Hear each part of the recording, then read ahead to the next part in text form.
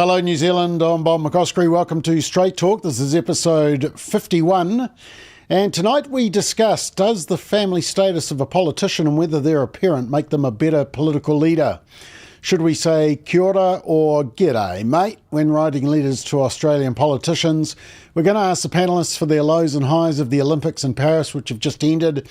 And if we have time, we'll check whether they're feeling safe, because according to surveys, apparently the number of people feeling unsafe because of crime has seen an increase. Without further ado, though, let's introduce the panel. Good-looking bunch we got tonight. Firstly, Rodney, you are looking fantastic. You're obviously not in the Chev ute or whatever you used to sit in. Truck. No, I have my system, touch wood, working. Fantastic. Okay, welcome. To your left is Dr. Ate Moala. How are you, Ate? Malolele, I'm good, thank you. Okay, and Sue Reid in Masterton. Pretty cold there. I saw a photo you put up from last night. It looked pretty eerie down your street. Foggy and eerie, yeah, got the fire going. But I think I've got some sleep to catch up on too after the last couple of weeks, staying up far too late watching all the sport. And we have a very old face. Old as in was on the founding show 51 episodes ago. Alfred Naro, and look, it's anybody know what's... Oh, Alfred, how are you? Lovely to have you. Yeah, kia ora Bob, and kia ora to all our other panellists. It's great to be back, and thank you for calling me old. I think they call it ageism, Bob. Seniority. But the thing I was going to say is that this week, does anybody know what week this is? This special week this week? Anybody know? Women's Health Week. Well, we can't even define that, Sue. Be serious. No, it is Cook Island Language Week. So, kia ora. Anna. Well, actually, Bob, you're 1 week behind. But yeah. I got a feeling that you need to use a calendar. But anyway, here's what they say: Mataura e te epitoma o te reo kukiarani, which means it is Cook Island Language Week, which was last week. Oh, well, I'm going to blame the local school that still got the sign up anyway, because I thought of you when I drove past. Image of the week, this team, is this amazing image from the surfing, which happened in Tahiti. This is a guy finishing his ride, and that is just perfect timing of a board and a surfer. And they always have amazing surf in Tahiti. French colony, isn't it, or something like that. The video of the week is... How do you say non-binary? How do you say that you're non-binary in Italian? How to say non-binary in Italian. Non-binary is translated in Italian with non-binario or non-binaria according with the gender of the subject. I'm confused.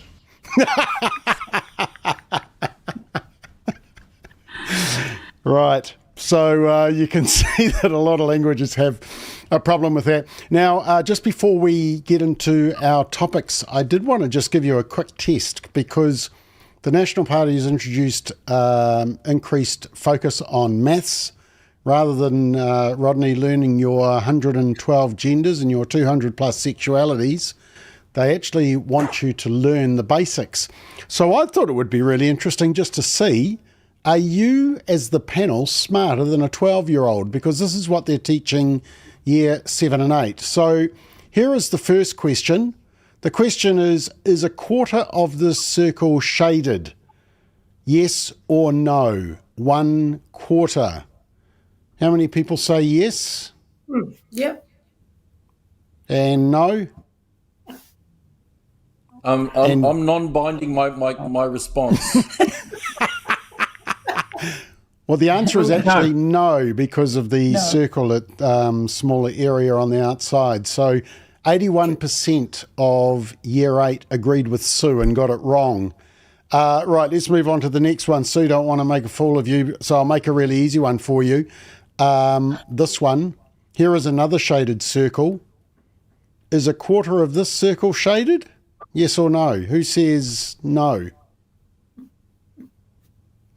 No.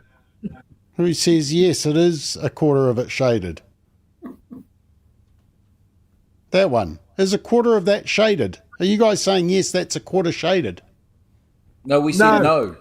Oh, No. you're saying no. How many says? Everyone says no. Okay, well done. Back to the top of the class. You know what? 31% of year 8 said yes, so 31% got it wrong. Now, here's another really tricky one. Hang on. No, that's right. Sorry, it was a question. The question is, what is 3/4 as a decimal? Alfredo, 0. What? what is 3/4 as a decimal? 0.75? I can see the sweat beads coming down your forehead. Yes, correct. 61% of year 8 kids gave the wrong answer. This question is circle 1/3 of this set of stars. So how many stars would you circle? 2. Yeah, 2. 76% of year 8 kids got that right. 24% got it wrong. Just getting my maths there. And the last one, I like this one. This is 4/6 of a chocolate bar. Add to the picture to show what the whole chocolate bar would look like and explain how you worked out how to draw the whole bar. So if that is 4/6 of a chocolate bar, Sue, I'll give you a chance to redeem yourself. No, maths was my worst. No, maths was my worst subject. Could you put it in Māori for her, please? Could you put it in Māori? When you said maths, I froze. Rodney, were you the Minister of Finance at any stage? No, but I should have been. You cut it in half and add that to it. Very good. 67% of year 8 got it right, and obviously your daughters would. But once again, a third got it wrong. So, yeah, that's why we need to sort out the maths. Anyway, let's get on to our first topic. And there have been attacks around Kamala Harris's parenthood status. And that was because an old clip of Donald Trump's running mate, J.D. Vance, has surfaced. And it describes some Democrats as a bunch of childless cat ladies who are miserable in their own lives. And it's from 2021, so it's 3 years old. Just have a watch of it. What it's basically saying is that we're effectively run in this country via the Democrats, via our corporate oligarchs, by a bunch of childless cat ladies who are miserable at their own lives and the choices that they've made, and so they want to make the rest of the country miserable too. And it's just a basic fact. You look at Kamala Harris, Pete Buttigieg, AOC, the entire future of the Democrats is controlled by people without children. And how does it make any sense that we've turned our country over to people who don't really have a direct stake in it? I just wanted to ask that question and propose that maybe if we want a healthy ruling class in this country, we should invest more, we should vote more, we should support more people who actually have kids, because those are the people who ultimately have a more direct stake in the future of this country. Okay, so that's what he said. They only showed the little bit about the cat ladies, and interestingly, he quotes a guy as one of those cat ladies, so being childless. So the issue is really about the childless aspect, and he did defend it on a show just very recently, what he said. I know the media wants to attack me and wants me to back down on this, Megan, but the simple point that I made is that having children, becoming a father, becoming a mother, I really do think it changes your perspective in a pretty profound way. This is something, of course, we've recognized for hundreds of years in this country, that human civilization has always recognized. But there's a deeper point here, Megan. It's not a criticism of people who don't have children. I explicitly said in my remarks, despite the fact the media has lied about this, that this is not about criticizing people who, for various reasons, didn't have kids. This is about criticizing the Democratic Party for becoming anti-family and anti-child. We have to ask ourselves, Megan, why do we have masking of toddlers years after the pandemic ended? Why do we have the Harris campaign coming out this very morning, Megan, and saying that we should not have the child tax credit, which lowers tax rates for parents of young children? It's because they have become anti-family and anti-kid. And I'm proud to stand up for parents, and I hope that parents out there recognize that I'm a guy who wants to fight for you. I want to fight for your interests. I want to fight for your stake in the country. And that is what this is fundamentally about. The Democrats in the past 5-10 years, Megan, they have become anti-family. It's built into their policy. It's built into the way they talk about parents and children. And it's time that we called that out. I don't think we should back down from it, Megan. I think we should be honest about the problem. Okay, so there he is. He explained it. He said what he thought was or used the term 3 years ago, and then he backed it up just a couple of weeks ago. And obviously we've got Rodney and Alfred, who are both ex-politicians. Do you think that marriage status and being a parent gave you a better understanding as a politician? Did you see evidence of it that those who weren't parents had a different understanding, or maybe a lesser? I don't know. Rodney, what do you reckon? Well, I defend J.D. Vance, and it wasn't as it was presented. I think there's a big difference between attacking an individual for not having children, which one would never do. And I don't believe he was doing that. He was making the point that there is a systematic gathering of politicians and civil servants who aren't representative. And on that, I would back him up, because I did see that in the civil service. And they seemed remote from families. I would never criticise a Helen Clark or Jacinda Ardern or Chris Luxon ever on their family status. But you do look to the bureaucracy, you do look to the process. The big problem we've had with our politicians isn't so much their family status, but that their entire career in life has been politics. That's been the big issue here in New Zealand. And to be fair, having a child didn't improve Jacinda Ardern one bit. Okay, just before I ask Alfred, do you think when you became a parent it gave you a different perspective on life? Rodney, that was to you. Oh, sorry, I thought you were going to Alfred. Of course, absolutely. But having said that, you can't rule someone out from politics or a career because they haven't had the blessing of a child. Okay, let's go to you, Alfred. What do you think? Do you think being a parent makes a better politician? I think it definitely changes you as a person, gives you a broader perspective. It helps you appreciate what other parents have, what other families and the challenges that they have. And so therefore you make decisions also not only on your own experience, but you want to make sure that those decisions, they will have an impact on families. So you're far more conscious than what you were before. And look, I'm like Rodney. I back J.D. Vance in what he was saying, but it's the classic example of media, like we've seen with Israel Folau and many other people. They keep chopping and changing the message of what he was putting forward. And all I would say to people, from our experiences for both Rodney and I, find the facts, fact check what people actually have been saying. And I think that's important. But being a parent, it definitely changes you. Makes you, for me, it made me a better person to understand and appreciate all the policies and some of the decisions that we make. And I think that's important. But you don't discount anyone, because people can have a different perspective. That doesn't mean someone who doesn't have a family can't contribute in a positive way. But I would say this, is that J.D. Vance raises an important issue for the politics, not just for the United States, but also for around the world. And that is upholding the value of the family, that I think is really important. Yeah. Okay. Ate, what's your thoughts? Absolutely. I don't think that those who don't have children or don't have a family, it shouldn't be a stumbling block for them getting into to be a politician. But I believe that those who are married and have children or have families have a maybe a more wholesome understanding to make laws and things like that for the country. And of course, J.D. Vance was speaking to the Democrats, and a lot of them are anti-family and very, like, for example, Kamala Harris. She just wrecked the U.S. border. Abortion is one of her top 5 priority. Coming to New Zealand, Helen Clark and Jacinda, very anti-family, and anti-marriage, husband and, between a male and a female. So it's very clear. So I fully support J.D. Vance. But, we think of the most influential political leader in history was Daniel, who served 5 kings. He was not married, but he was excellent, and the Bible says that he was 10 times better than all the people in Babylon. And Okay, Sue, what do you reckon?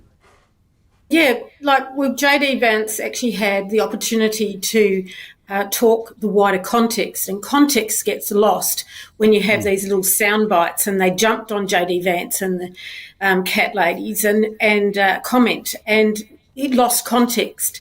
So when you look at it in the wider context, he's actually saying that that they become policy makers and they're showing their worldview, and that leads to the laws that they will make. And as a result, Democrats have become anti-family. So I agree with everybody else that you shouldn't be disqualified from serving in any office because you are, or any role because you don't have children. So or your family status. That's very, very important point. But the whole thing was lost in the soundbite with that context. He was talking about Buttigieg, who actually has since acquired children through surrogacy and has become a parent in a different relationship. So, but I actually asking about the child, whether you're childless and whether you have a stake in policy. I put it's akin to asking the question to MPs and the new MPs and new leaders, and we've seen it time and time again when a new leader, especially of the Conservative parties, the first question that a lot of the media ask is, if you were to vote again, what would you vote on gay marriage? And that is to determine where your policy will lead. What's your worldview, and what laws are you going to make or change? Or so they're very, very sharp. So they can't criticise the questions about child. Helen Clark's been challenged, Jacinda Ardern's been challenged, Julia Gillard's been challenged over the years. You can't ask that question if you're going to then ask. Your views on gay marriage. So I put those two together. It's about policy, worldview, and what you'll create in law. Yeah. I remember when Simon Bridges became the leader of the National Party, that was the first question, and they hammered it. Just went on and on. It was all they really wanted to know, because they are obsessed, but it does give a really important worldview.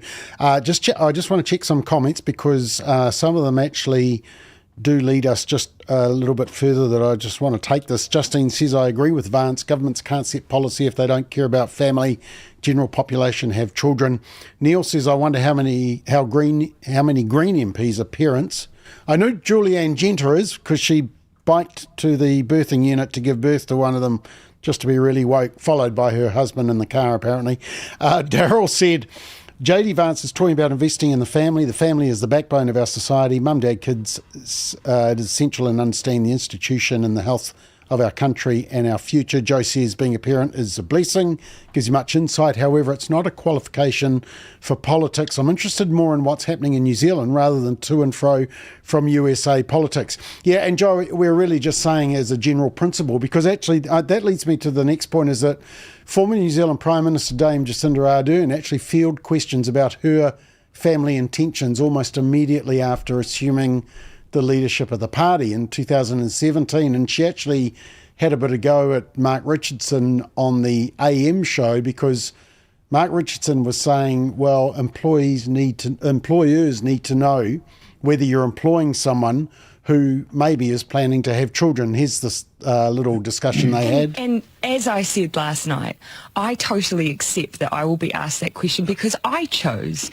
to be honest about it. I think a lot of women face this dilemma in the workplace, no matter what their professional job might be. They might be someone who's in part-time work, working multiple jobs, or they might be climbing a career ladder. They face this issue all the time. I'm not on my own there. I decided to talk about it. It was my choice. So that means I'm happy to keep responding to those questions. You don't find this an inappropriate appropriate question? For me, no, because I opened myself up to it.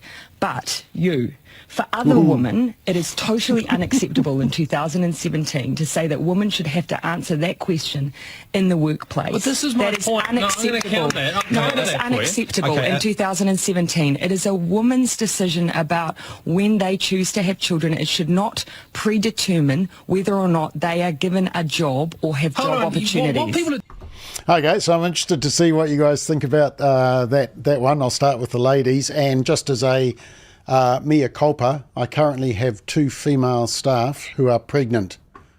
But I took them on knowing that they could get pregnant, and we're doing our bit to increase the fertility rate in New Zealand that has gone into steep decline. Sue, is it relevant as to whether women are going to be starting families? Do you think employers have a right to know that type of stuff? Well, as Jacinda said, it's the law. You cannot ask that. However, as an employer and as a business operator, you need to know where whether you're going to have to be supporting someone in maternity leave. How do you manage your business in an absence and things like that? It's different if you're a woman coming into the workplace and you do have children. And a lot of employers, I've had some great employers who value family and have supported me in my role in my workplace, and they see my value in a company. So even though it's the law, I will add that 25 years ago, I disclosed to my employer that I'm taking this job, but by the way, I'm hoping to start my family soon. And so he took me on with that honesty already coming from me. So sometimes maybe women can be honest with their employers, and it nurtures and fosters a trust relationship and a respect from your employer. It doesn't have to be this antagonistic employer-employee and my rights. Sometimes you can be honest and actually have a good just have a conversation with your employer. Okay, Ate, I'm sorry to trigger you by showing that clip, but what's your thoughts? Do women, do they, can they just keep it private, or do you think that they have an obligation to tell employers about what plans may be? I think having babies is a beautiful thing, and it's a personal thing. So women should just enjoy their job and have as many babies, because New Zealand need lots of babies. Exactly. And so employers should understand that. I guess that's that trust relationship. Rodney, what do you think? Well, the law is an ass in this case, because it basically forces a small business to take on a huge cost if a young woman gets pregnant and they have to cover for them. And it's an intolerable cost for some businesses. And so what does a small business do? Well, it will be prejudiced against young women who are fertile and likely to have children in favour, say, of an older woman or a man. And that's the problem with this law, because first up, it forces employees to take this cost, and then prevents employees from finding out, could they be liable for this cost? And so the only way they can dodge that cost and actually protect their business is not to employ young fertile women. It's sad. It is so sad. But of course, this is the stupidity of feel-good laws, because people don't think of the consequences through. Imagine you're a small business employing one person. Yeah. And you employ that one person, and then they take maternity leave. Okay, and Alfred? I think one of the things that has changed, and when Jacinda was trying to address that in 2017, things have changed and it's a different issue. Can you ask that question? Can you not? I think one of the things is that the value of mothering in the home is such an important thing, and it's critical. And so how do we make parenthood being seen as such a critical thing? People now are saying that actually, when you say, oh, I'm going to have a family, you know what sometimes people are saying? They're saying, I don't know if I can afford to have children. And so now we've changed the value of children. We've monetized it rather than saying, actually, it's something important. Having parents at home. But also to look, I think things have changed where now we're seeing, I've seen some young mothers, in our family where there's a family member where she's thinking about, so how could I start up a business where I can still be home, still help contribute to me and my husband and what we contribute to the family. And I think people are altering. To me, I think that's a good thing. I think, governments, people in influences of business, how do we help them to be able to not have an either or, either I stay at home or I don't stay home, go back to work, but how can you do both? And I think we should be smarter about that to really uplift the role of mums with children, which is just so important. And how do we show that by giving them opportunities? Yep, and look, I agree with you, Sue. I think when you've got a good staff member, you expect that and you work around them and you work with a win-win situation, what helps them as a parent and works for them, and so that you can get whatever skills they have time to offer or energy and that time. Where did we get up to? Craig makes the point that Jesus wasn't married and didn't have children. He was a good leader, true. Carolyn says the UN agenda wants to divide families because they're after our kids, because we all know that a family is stronger as a unit than a separated family. Kids need both parents. Rosie says whether a woman has kids or not, that's her choice. Well, hopefully her family's. Diane just sends a puke emoji, so I'm not sure if that's when you were talking, Alfred, but anyway. Albert says, surely it depends on the job, which may be true, how much they rely on you. If you're one employee, like Rodney says, that's a huge reliance. Joe says, as a woman, brought up my last son on my own, had a great career as an employer. Yes, you want to know if she's good, we'll support her. You value employees that are good. You take on young women knowing they may have children. All good. Kevin says, yes, well said, Sue. Honest is best, and being able to speak honestly to your employer is great. Hanley says, that's just about the only thing ever that I agreed with Jacinda on. Sadly, no matter what employers say, women take a risk if they share their agenda with a potential future employee. So, right. There we are. Let's move on to the next topic, team, and it is kia ora or g'day, mate. The Culture and Heritage Minister Paul Goldsmith ordered officials to remove te reo Māori greetings and references to Aotearoa New Zealand in an official invitation for Australian politicians to formal Matariki celebrations this year. Here's a quick explanation. Our newest public holiday is for celebrating the Māori New Year.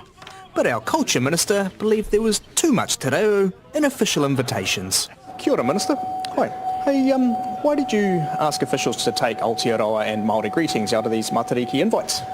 Well, as I recall, it was in relation to sending an invitation to an Australian minister. I didn't think he needed a lot of te reo in his invitation because he's an Australian.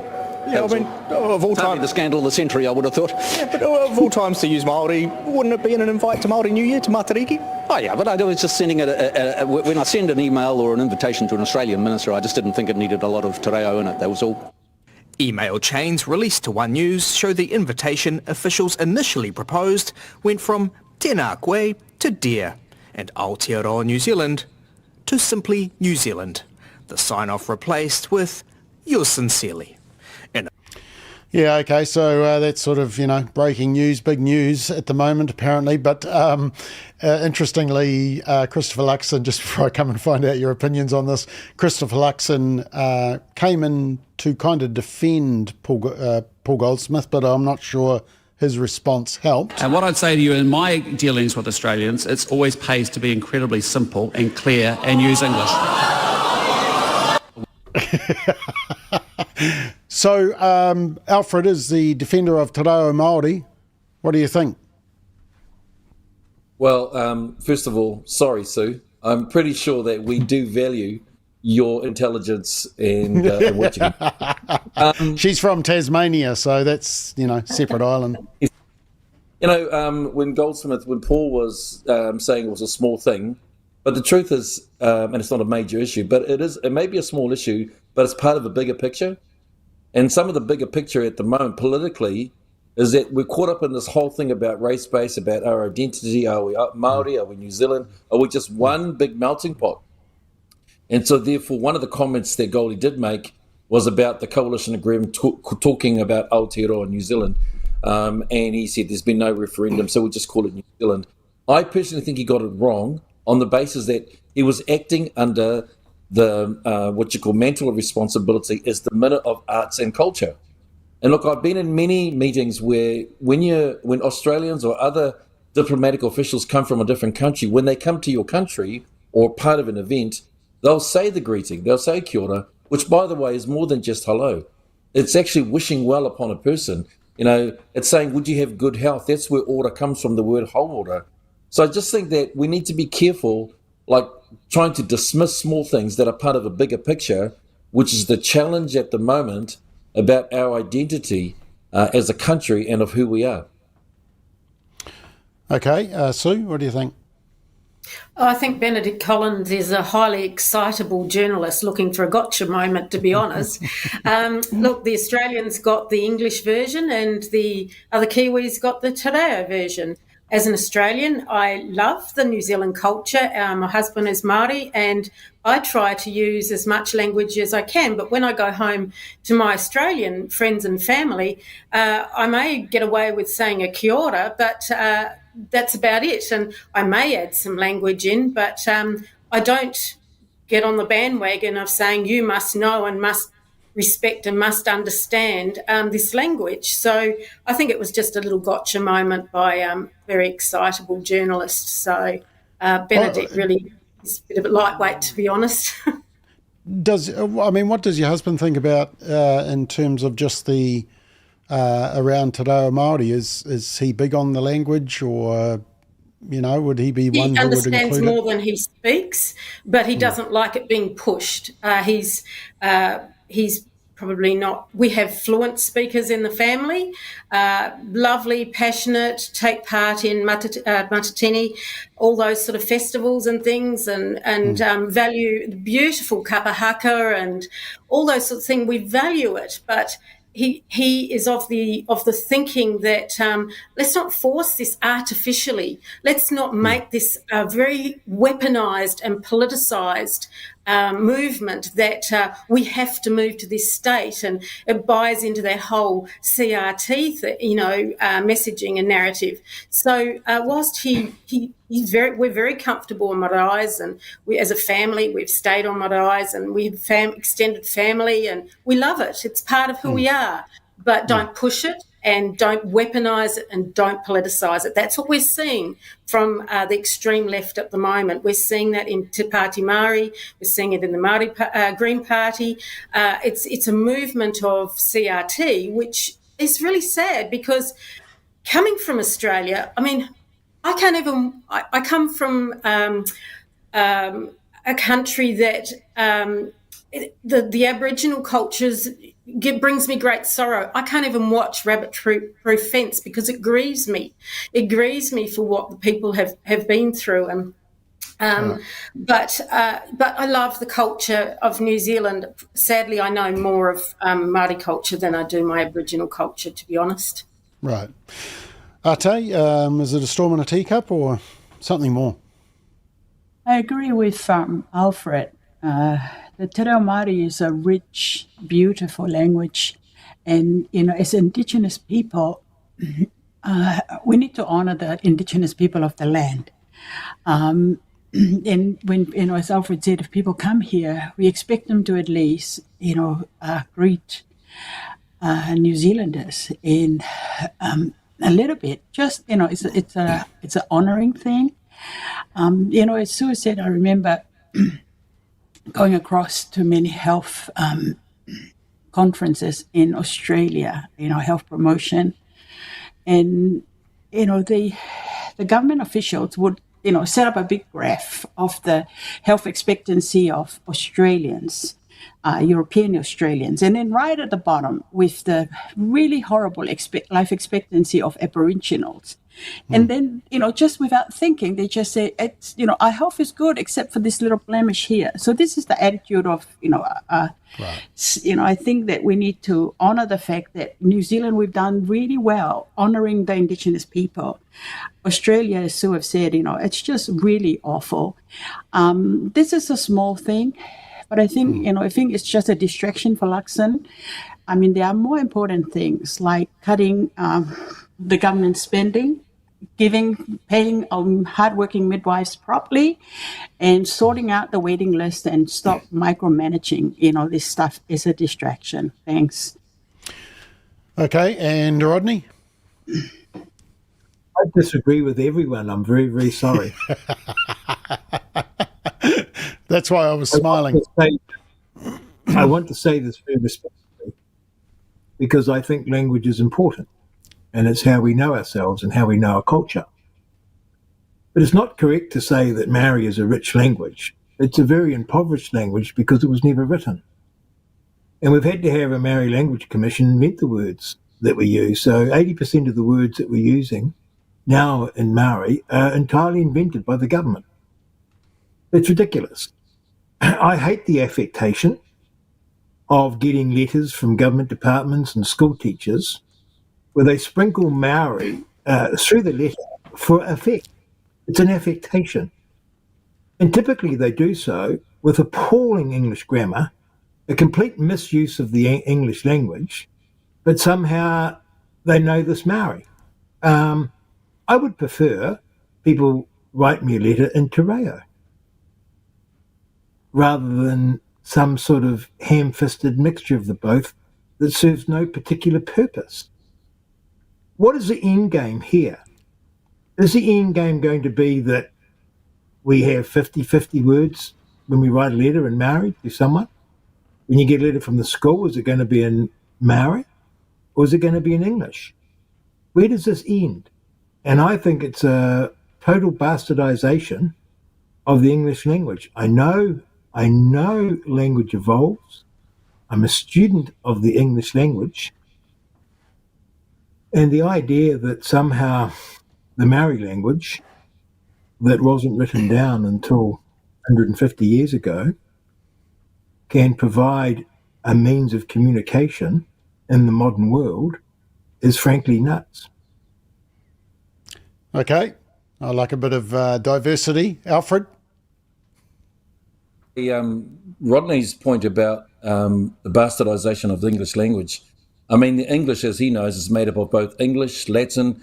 It's a concoction, and often because as the British Empire was out in the different countries and the continents, there was the extraction of words that became part of what we form even of our Oxford Dictionary. But look, to the point that Rodney's made about Māori language, look, the same could be said for any other Indigenous languages because they were oral traditions. It could be in Tonga, in Samoa, in the Cook Islands, for instance. We didn't write our language because we spoke our language. And often our expression of our identity and our culture was often in carvings, they were in mats and so forth. That didn't mean there wasn't an intelligence inside of it. In fact, what it was a different form of expressing it. So I just think that it's a very real debate. And even tonight, I'm glad that Rodney's putting this point up. And that's why I said it may be Paul Golson may have dismissed it as a small issue, but it's a small issue in part of a big picture of a conversation as to who we are as New Zealanders. Look, the comment he made about the coalition agreement that there was no coalition, no referendum. Well, when did we start singing the national anthem in Māori? There was no referendum. It was in 1991 when the World Cup, when Hinewehe Mohi just decided on her own. Now, look, there was a big uproar about it. I know there was a big issue. But I suppose what I'm saying is that as a young nation, we're finding our sense of identity. I'll come to you, Rodney. I'll come back to you, Rodney. So all I'm saying is we're finding our identity, but what we have agreed on is that Māori is one of our official languages as a country. So what I'm saying is that it's not an either or, it has to be an and. And moving forward, we've got to find a way to move forward together to understand how the two work and how we work collectively together. And it's going to be probably at the moment, probably one of the most divisive issues. And I'm like Rodney in the sense that sometimes, and what Sue said is right, it got pushed under a Labour Greens government. I don't agree with that. And I think that they try to push things too hard. That was the wrong thing to do. You have to walk in partnership and in a way that you work collectively together to understand who we are as a country. What's our sense of identity? Rodney? I'll give you 1 minute, Rodney. Well, you're wrong. You're wrong. The national anthem was written in Maori day one by Thomas Brash. That's right. So it's Charles Brash, sorry. It was always in Maori. Yeah. And to the point about the English language has its strength is that it has accumulated words. There's 480,000 words in English. It accumulates words from all over. But it accumulates them because they're effective in communicating. It's not a top-down language, it's an organic language. And what we're doing is we're actually forcing a language onto us that actually isn't effective in communicating. When you want to communicate at work in English, when you want to communicate clearly and effectively, you speak in English because it's the language that has 1,000-year history. It's written down and it's a very, very powerful language for communicating. What we're doing is showing this affectation like we're woke. Oh, because I said kia ora. It's incredibly absurd. And any language that has a government department to tell us what it means is a language that's destined for the dustbin of history. Okay. Sue, did you want to make any final comment, or Ate, before I move on? No. Okay, let's find out what everybody thinks, because it's got the conversation going, and it's great because there is a lot of divergence of opinion. And, of course, we are woke, so we love diversity. Craig says, I love hearing the Maori language. It should not be shoved down our throats, as in my opinion, it's a vehicle for the advancement of paganism. Really? There's a lot of spirituality in Māori. All the missionaries, Alfred? Ronald says everyone should decide what language his communications are in. If he chooses to use English or Māori to sending a letter to someone, it is his choice as long as he is polite. Julian says this Te Reo invite thing is yet another stupid trap and bad optics that National and Luxon have unnecessarily walked into. Peter says more divide and conquer. If they keep squabbling, they will win. Jacqueline says we are tangata whenua and tangata tariti, exampling healthy tariti relationships for the world. Kia kaha. So, I guess we're putting New Zealand on display. Actually, Ate, when you get a letter from the Tongan government, is that scattered with Tongan language, for example? It's in Tongan. And I think, growing up in Tonga, we were in the high school, we were forced to speak in English, which is, was terrible. Yeah. And I'm just so glad that, that as Tongans, we've got our language as our identity, as Alfred has said. And, at the end of the day, Māori is Indigenous people. Give them a break. Okay. Look, I just want to lighten things up a bit. And because we're talking about things that are specific to countries, I just want to show you some great breakdancing from Australia. So this is the breakdance. This is the breakdancer from Australia that didn't do too well. We're not fully on. And apparently she has a PhD in breakdance. She lost 18-0, 18-0 and 18-0 against the three opponents, the only person to get no points. And she's a 36-year-old Macquarie University lecturer, and she has a PhD in breakdancing and dance culture. And apparently she appointed herself to actually attend. Anyway, I thought that was just good as we were talking about different cultures. Right, okay, quick fire raffle, guys. Do you take your own food into movie theatres? Because there was a big furor about that a couple of weeks. Sue, do you take your own food into movie, or sneak your own food into movie theatres? No, we've got a lovely boutique cinema, and we support the local business. And so we can actually order a 3-course meal if we want to. Wow, that's Masterton. Okay. Yes, screening Coming room. down there. Screening room.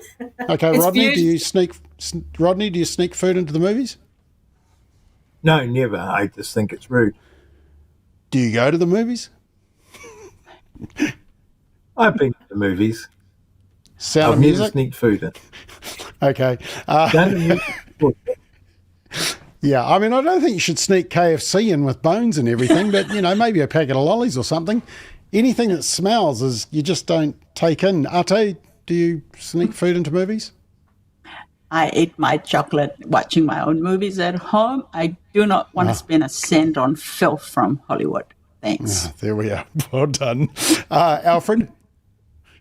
Yeah, look, when I was young, we used to go to Kingsland Picture Theatre. They have these all-nighters, and we snuck in a whole chicken, and because, as Polynesians, sort of like, was it popcorn didn't do it for us. Popcorn didn't do it for us, so we stuck in a whole chicken with some taro and stuff like that, and we're watching 4 kung fu movies. We needed an appetite.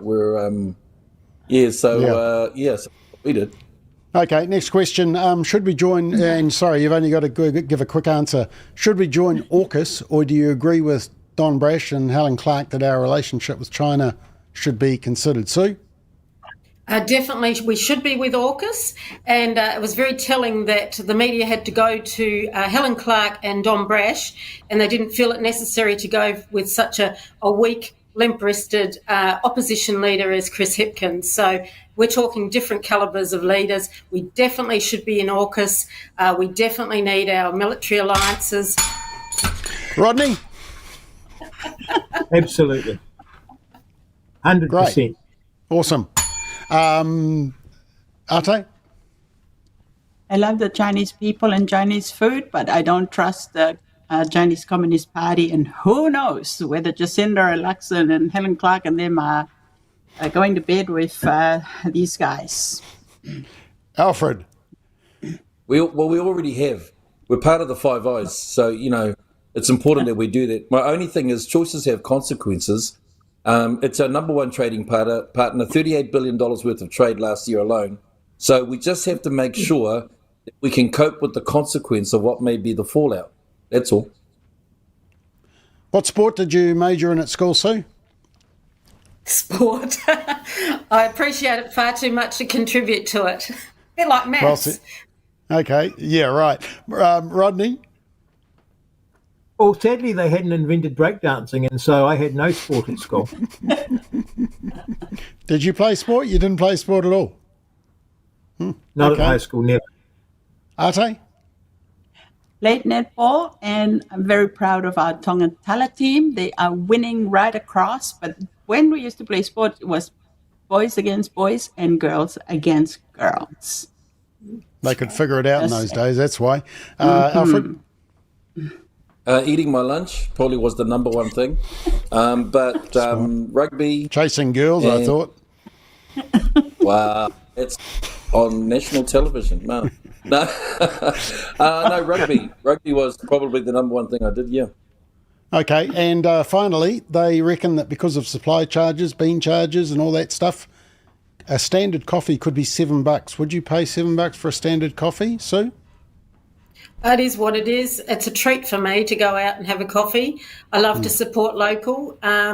Sadly, it just keeps creeping up, but it's a treat for me, to be honest. Rodney?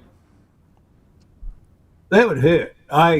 It's a treat for me too, because I like making my own coffee, but the last coffee I bought was on Saturday. It was $4.60 a long black. Okay. Yeah, well, it's cheaper if you don't have the milk, eh? Ate, would you pay $7? I don't drink coffee. It will keep me up all night. I have lemongrass plant outside. That's what I drink, and it's free. You sound as woke as. Alfred?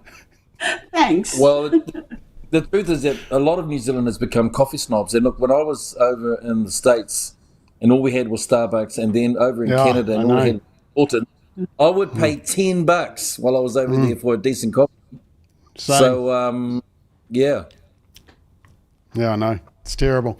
Okay, let's move on. The Olympics have finally finished. We have some images to remind us of what happened. Of course, the boxing, the XX to remind us just of the shambles around that.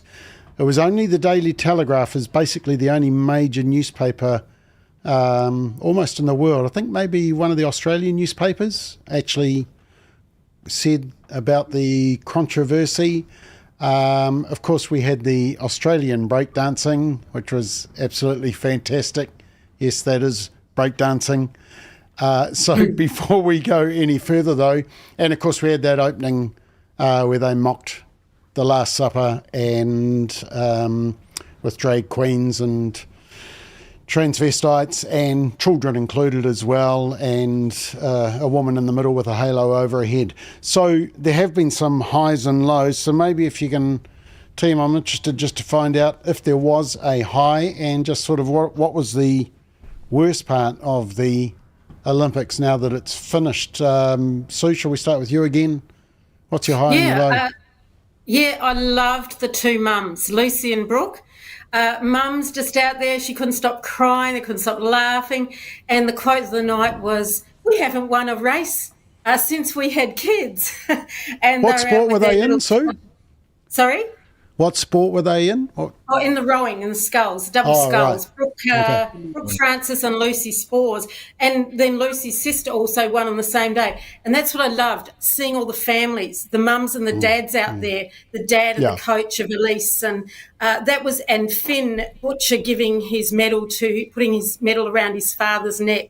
And such emotive moments. So I just love that camaraderie of families and the support that they had around them. They were my absolute best moments of the whole 2 weeks. So just seeing all those families, the Maddie with her mum and, dedicating her medal to her late father. There's the parents take them along, and Maddie was saying that her father used to be the collector of her shot puts when she would throw them. Just great family moments, and just a reminder that it's families that get these kids to adults to then get onto these stages. Okay, and the low? Oh, well, the low was definitely the breakdancing. I mean, gosh, did it have to be Australia? Oh, can we watch it again? This is awesome. Woo! No, actually, I have I have actually got a clip of actual. Gordy, what number is my actual clip of proper breakdancing? Oh, there it is. What number? Here it is. This is what breakdancing should look like.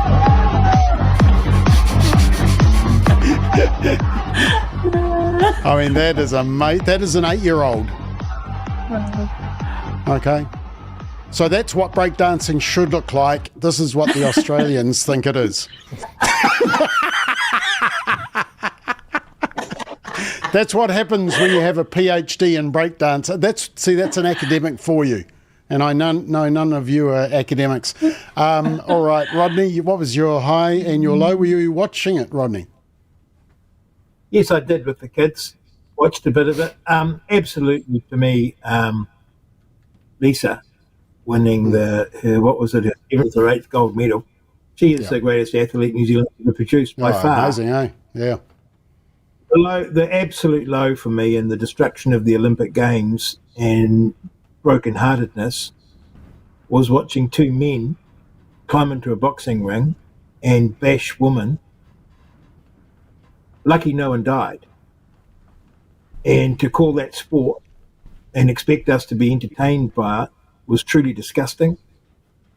The idea that the Olympic Committee and our media would defend that or try and fluff around it, that these weren't two men, that was just violence. That was a man assaulting a woman and calling it sport. It absolutely disgusted me. And think of the message. My daughter's a boxer. Think of the message it sends to a young woman wanting to aspire to their sport and to know at the last minute a man could come along and beat them up. It was disgusting. Rodney, what's your response to those who say, well, the IBA, the International Boxing Association, are Russian-led, they're crooks and they didn't do it properly and we should trust the International Olympic Committee? Well, they trusted the passport. And we know that a passport's meaningless. You can put any old sex on that. And we know that the Boxing Federation said they're XY. This was the point of the girls going like this. It was, XX versus XY. And to be fair, we have a well-developed sense of what is a man and what is a woman. And you're seldom tricked. A man can go to extraordinary lengths, but he still looks like a man. Those two boxers were men. I didn't need to have a scientific database and have them genetically tested to look at them that they were men. They hit like men, they looked like men, they were men. Any person watching that fight could see that they were men. It was absolutely disgusting. And the idea that we were somehow to watch that as sport or as entertainment, you may as well watch Once We're Warriors.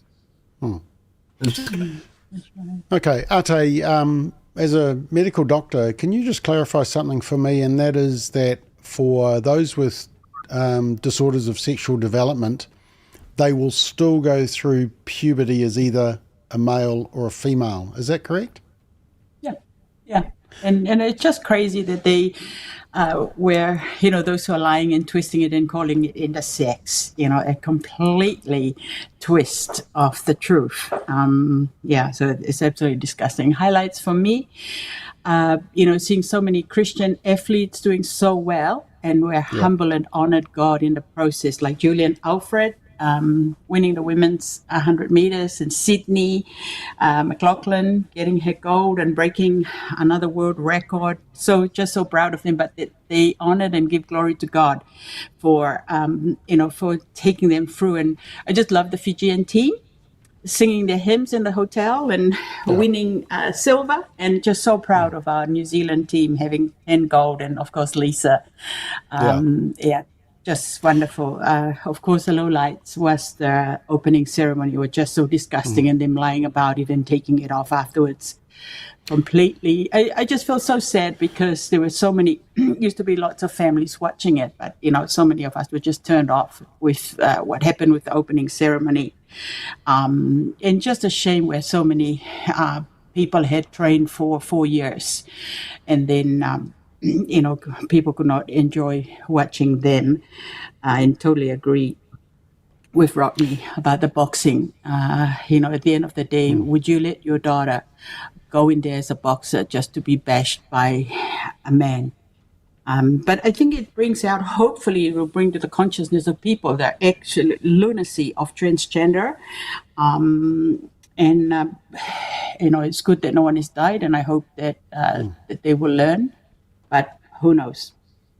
I read some reports, unverifiable, that they had changed the closing ceremony a number of times because of the furor from the opening.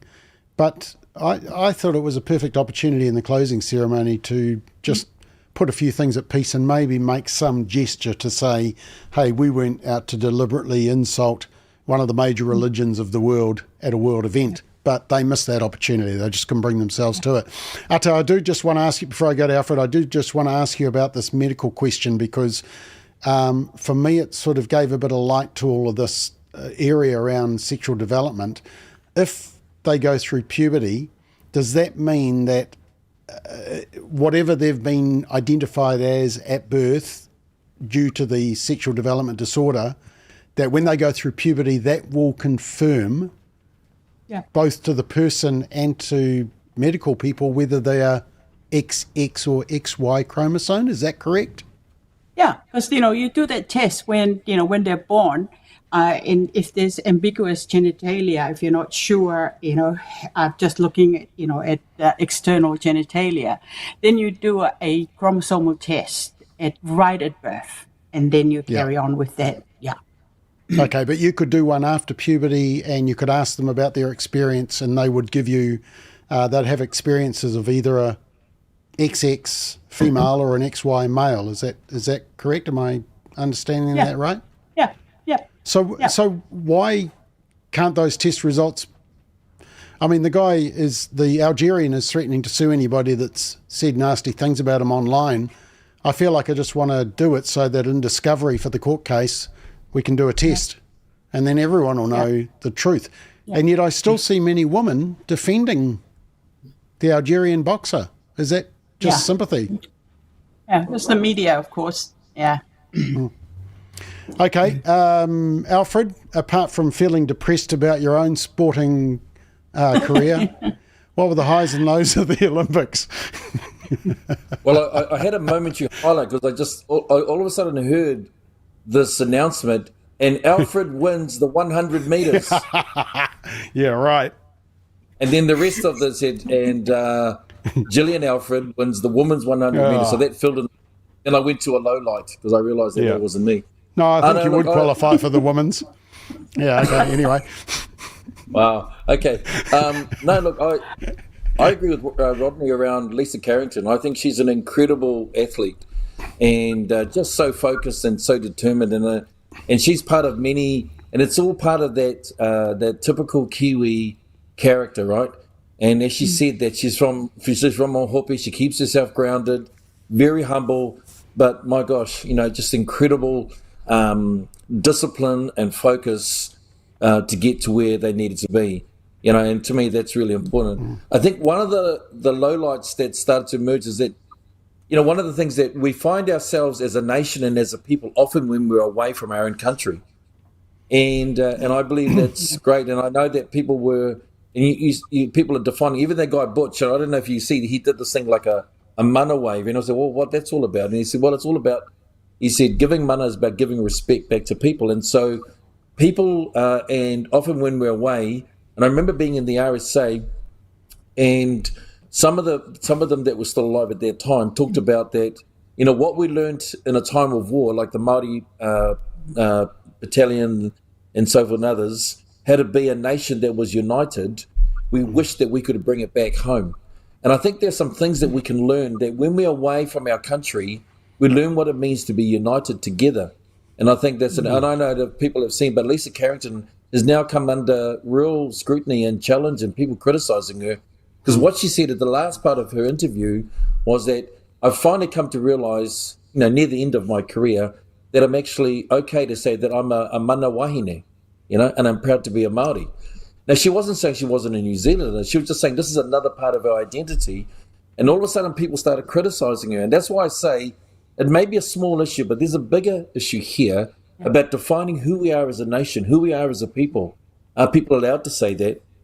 And I think that's, that's not my low light. I agree with everyone else. I think France as a country has got some real issues. And I think it's reflective of what's happening politically, it's what's happening socially. There are massive issues that are, a real concern for people. And here we have seen it on display at the Olympics, with the way that, one last thing I'll say, someone made a comment that a Muslim woman would never be seen riding on the shoulders of a man. And so here there was, at the end, with the celebration, just so many things just didn't add up. And I just think that this is where we've come as a globally, we've lost common sense, right? We're no longer factual or scientific. Everything's emotive.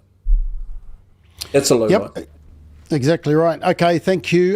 Just a couple of messages before we leave. Joe says interpretative kangaroo moves. I think that's the I don't think I'll ever get tired watching her. Best laugh I've had in ages. Ronnie says Donald Trump praised Lydia Ko on social media. Yes, he did, because I think he's met her at a golf course somewhere, because that's all he does, play golf, I think. Jackie says, didn't the Boxing Federation already do the test? Yes, they did, but it wasn't released, because I don't think they could do it, and the Algerian Boxing Association didn't want it released. I just can't understand why they don't just do the test and release it, put it to bed. Joe says, New Zealand athletes have done brilliant. Thank you to their family, community and sponsors. Well done. And K.R. James says, I wonder when those boxers discovered their predicament. They would have stayed with boxing because they were good at it and then discover they are not eligible. But sad, really. Well, they'd be eligible, but I guess they'd have to go into the side that where there's safety and fairness, and we've got to think of the other women that are involved. All right, team, we are out of time. That went really fast, so thank you for being on the panel. Alfred, nice to have you back again, and we'll have to do it again. Sue, thank you very much, and Ate and Rodney, nice to have you in your nice plush new house that you've been busy building, and we will be back next week at 8 o'clock. We will leave you with one of the highlights of the Olympics, dedicated especially to Sue. Good night.